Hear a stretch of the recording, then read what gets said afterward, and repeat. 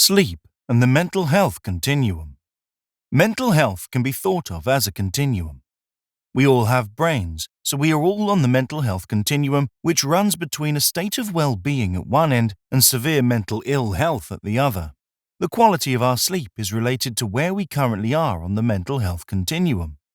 When we are at the well-being end, our emotional needs are well met. We can give other people good attention and cope when life becomes challenging. We are also likely to be getting the right balance between two different kinds of sleep: deep sleep and REM sleep. During the first half of the night, we spend most of the time in deep sleep. This is when brain activity is greatly reduced and hormones are released to repair cells in the body. In a night between 7 and 8 hours of sleep, about 20% or 1.5 hours of deep sleep is enough to repair the body's cells. The second kind of sleep, REM sleep, is when we do most of our dreaming. REM stands for rapid eye movement. When we are emotionally healthy, we spend about 20% or 1.5 hours of the night in REM sleep.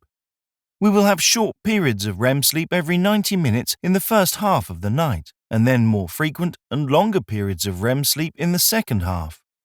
And while deep sleep protects our physical health, REM sleep protects our mental health.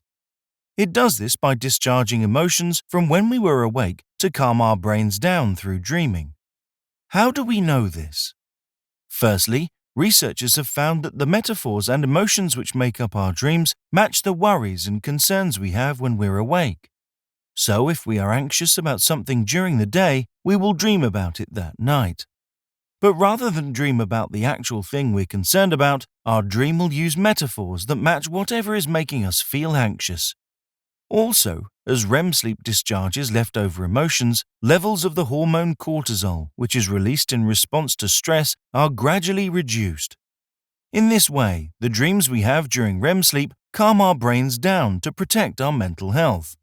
They also protect brain cells from the harmful effects of cortisol building up in our system.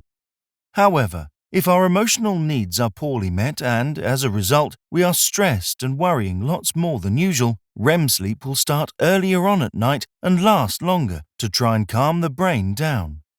If this happens, we may notice that we are dreaming more than usual and that our dreams feel more intense. An increase in REM sleep, following long-term stress, can stop deep sleep from repairing the body.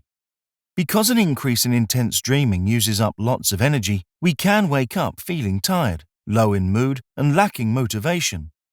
This helps us to understand why people become depressed, and it isn't a new discovery.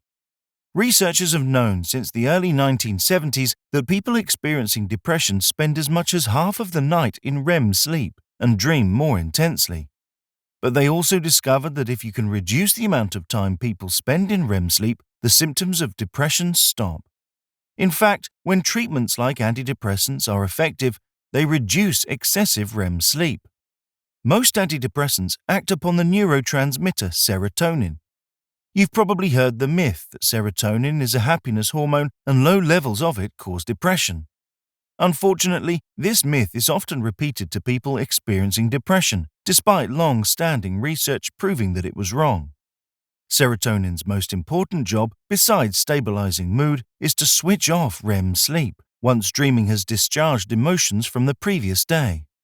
When antidepressants work, they do so by increasing serotonin activity, which switches REM sleep off and reduces the amount of time we spend dreaming. This gives a person affected by depression a break from the intense REM sleep that causes them to wake up feeling exhausted. This then allows deep sleep the chance to repair the body's cells. However, it won't address the unmet emotional needs that led to the stress, worrying, and increased REM sleep in the first place.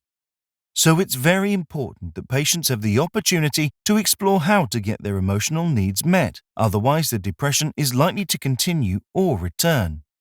If their depression is caused by worrying about debts and feeling out of control, they need help with money planning first and foremost. If a patient is suffering from social isolation and their emotional needs for community, emotional connection, and sharing attention are not being met, an antidepressant will not meet these needs. Or if they are grieving following bereavement, prescribing antidepressants for a natural process like grief may be unhelpful.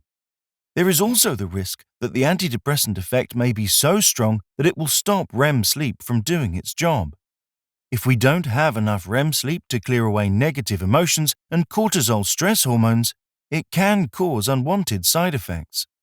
So, too much REM sleep is bad for us. But it's also possible to not get enough REM sleep.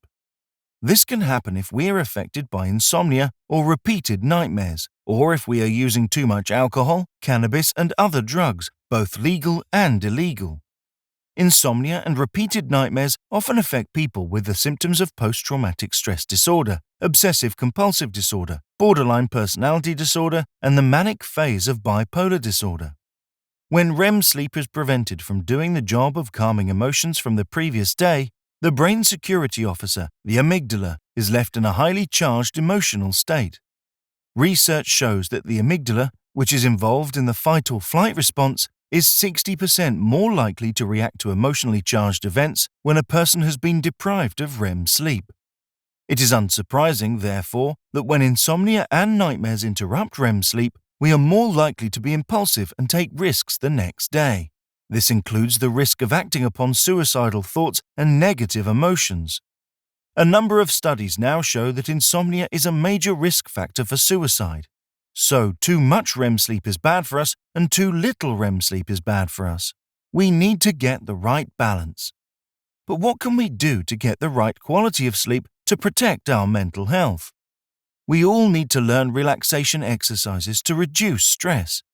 This can help to stop the excessive worrying which causes an increase in REM sleep.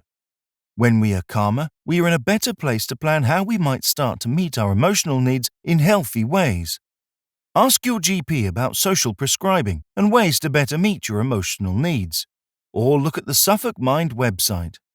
If there are any traumas or addictions which are getting in the way of meeting emotional needs in healthy ways, ask about help addressing these too. Finally, seek advice on how you can protect your mental health by improving the quality of your sleep.